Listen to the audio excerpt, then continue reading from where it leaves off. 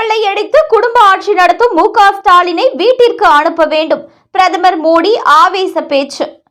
ஊழல், போதை, குற்றங்கள் ஆகியவற்றின் பிடியில் இருந்து தமிழகத்தை விடுவித்து பெண்களுக்கு பாதுகாப்பான ஆட்சியை வழங்குவோம் என்று மதுராந்தகத்தில் நடைபெற்ற தேசிய ஜனநாயக கூட்டணியின் பிரச்சார பொதுக்கூட்டத்தில் பிரதமர் மோடி உறுதிபட தெரிவித்தார்.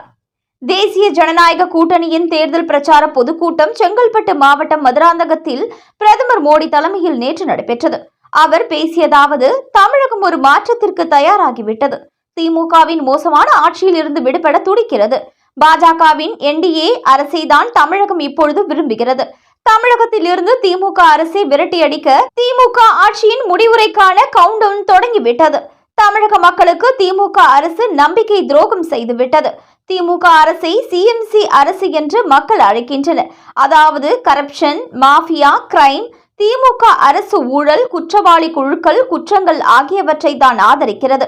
அதனால் திமுக மற்றும் சிஎம்சி ஆகிய இரண்டையுமே கிள்ளி எறிய வேண்டும் என்று தமிழக மக்கள் தீர்மானித்து விட்டனர். தங்களது ஒரே ஒரு குடும்பத்திற்காக மட்டுமே திமுக அரசு இயங்கிக் கொண்டிருக்கிறது. வாரிசு அரசியல், ஊழல், பெண்களை அவதூறாக பேசுவது, கலாச்சாரத்தை வசைபாடுவது போன்றவற்றை தொடர்ச்சியாக செய்கின்றனர். திமுகவின் கொடூரமான பிடியிலிருந்து தமிழகத்தை விடுவித்தாக வேண்டும். கடந்த 11 ஆண்டுகளில் மத்திய என்டிஏ அரசு அதிகார பகிர்வு வாயிலாக மட்டுமே தமிழகத்திற்கு சுமார் 3 லட்சம் கோடி அளித்துள்ளது.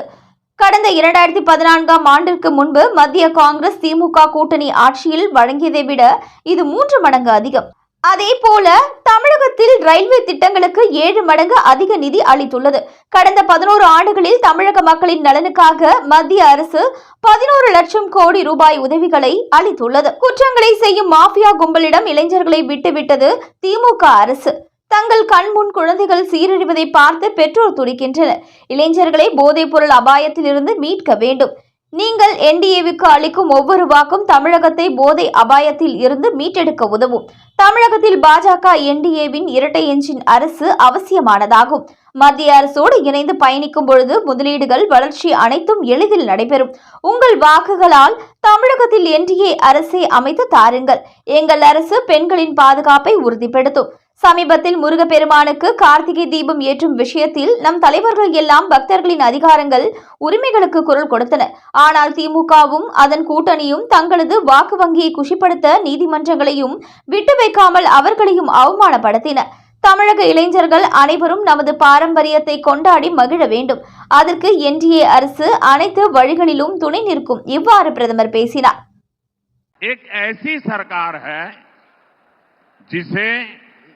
डेमोक्रेसी यार अकाउंटेबिलिटी से कोई लेना देना ही नहीं है। डीएम की सरकार सिर्फ एक परिवार की जी हजूरी में ही लगी हुई है।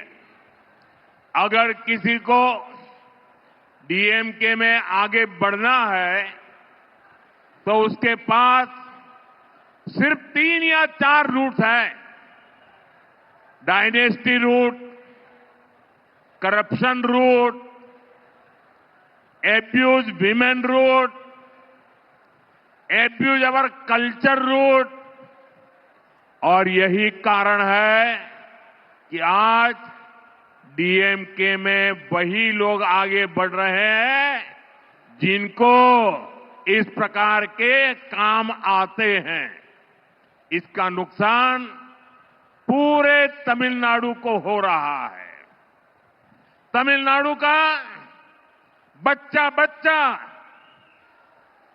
जानता है कि कहां कहां कितना करप्शन हो रहा है और करप्शन की ये कमाई किसकी जेब में जा रही है।